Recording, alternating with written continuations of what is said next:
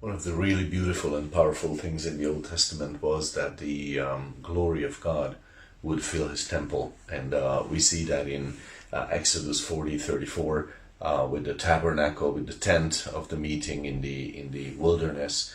The glory of God came, and there was almost like a tangible thing, like a visible thing, definitely, and they could feel it, and they could not stand in that presence because it was so powerful and so pure and so holy. And then in 1 Kings 8:11 also, when the first temple was built, when they consecrated it, when they separated it sort of only to the ministry of God, then the glory of God appeared there. And once again, the priests, the Levites, all the ministers could not stand in that temple. They had to leave because it was too powerful for a while. But the presence, the visible presence of God has entered and filled his temple. And obviously, and of course, this is a picture of how the Holy Spirit would one day fill you and me as New Testament believers. 2 Corinthians 1:22, we see that every believer is meant by this. Like Paul is obviously saying that we have all received the Spirit, the seal of the Spirit. Ephesians 1:13 says that we were sealed as soon as we believed, that we had believed the gospel and were sealed. It was like an immediate thing, the same time it happened.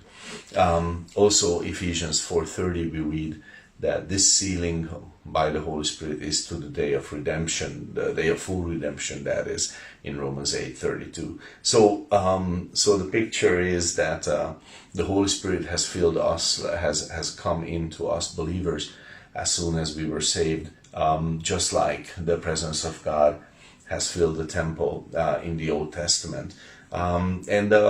When God's presence would fill a temple in the Old Testament, it would be sort of God's seal on his temple, saying, this is mine, okay? Among my people, this is my place, and this is clearly mine, and I have made it very, very obvious to everyone, and no one can doubt it. And then after the tabernacle and the first temple, there was the second temple, okay? And there the Bible does not describe the glory of God filling it. Now there was, let's not make the mistake of saying the presence of God was never there, but there is no description of the glory of God filling it, that seal coming on it. There was truth there, obviously, but just think about how different our Christian walk would be if we had truth, but without the Spirit. Ooh, that would be a very different story. What would our Christianity be worth if we knew all the Bible by heart, but the John 14:17 moving of the Holy Spirit into that moving in of the precious Holy Spirit had never happened? What value would that Bible have to us? It wouldn't be the same.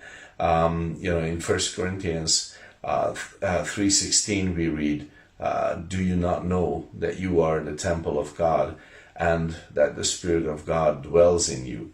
So that's wonderful. We know that we are this body is the temple of God, and we know that this is who we are. And why? Because the Holy Spirit has moved in. But if that hadn't happened, we would have like plenty of reasons to doubt that we are his temple. So anyways, that's just a starter for a thought, I think, for this day. And God bless your walk with the Lord today.